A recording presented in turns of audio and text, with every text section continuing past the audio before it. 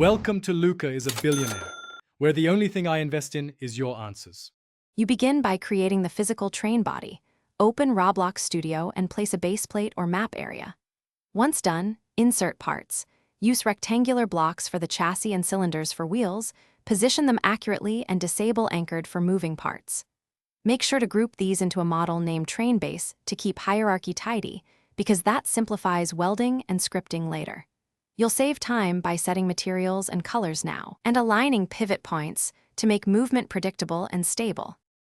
Next, you attach motion components.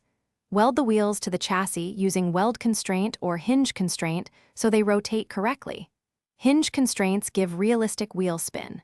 Then, add a motor 6D or use body velocity/vector force on a central part for propulsion, and adjust speed and max force to match desired acceleration.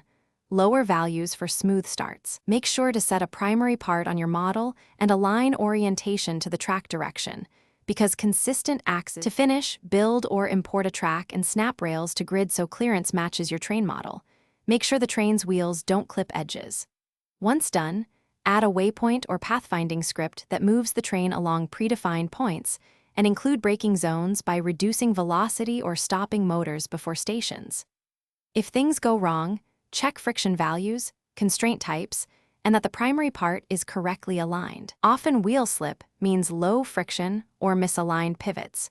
Make sure to save versions and test each change incrementally.